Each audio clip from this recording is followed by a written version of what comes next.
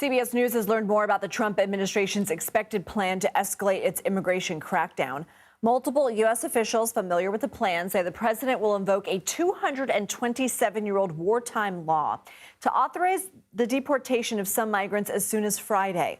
This would include deportations to the U.S. Naval Base at Guantanamo Bay in Cuba. It's known as the Alien Enemies Act of 1798, and it gives presidents power to order the rapid detention and deportation of non-citizens older than 14 and who come from countries staging a, quote, invasion or predatory incursion of the U.S.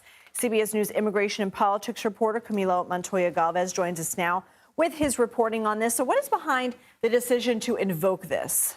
Just to put it in perspective, Lindsay, about how extraordinary this move would be, this law was signed and passed by Congress just 22 years after the Declaration of Independence in 1798, and it allows presidents to gain this extraordinary power to order the arrest, detention, and removal of non-citizens ages 14 and older from countries that are deemed to be invading the U.S. or orchestrating a predatory incursion into the country.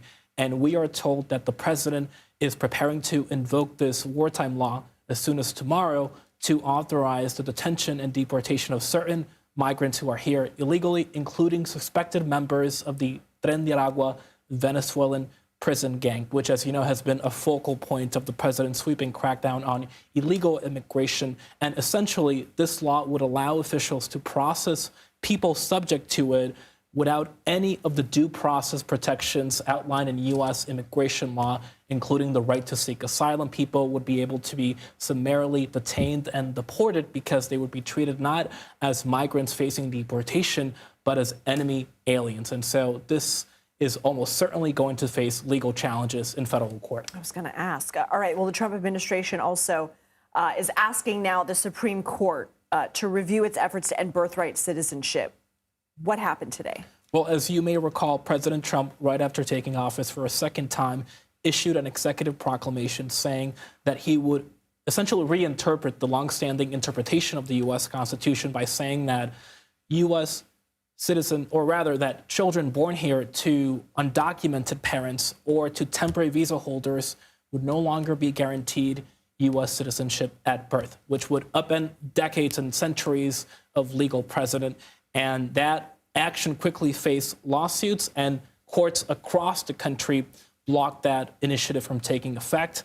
Now, the Trump administration, the Justice Department specifically, is asking the Supreme Court to intervene on the government's behalf and on the president's behalf to lift and narrow the lower court rulings that right now are barring and prohibiting the administration from enforcing this directive, which, again, would deny birthright citizenship to the children of unauthorized immigrants and temporary visa holders. You also have some new reporting that the U.S. is going to be closing some tent holding facilities on the border. What can you tell us? That's right. Well, as you know, Lindsay, there has been a dramatic reduction in illegal crossings along the U.S.-Mexico border.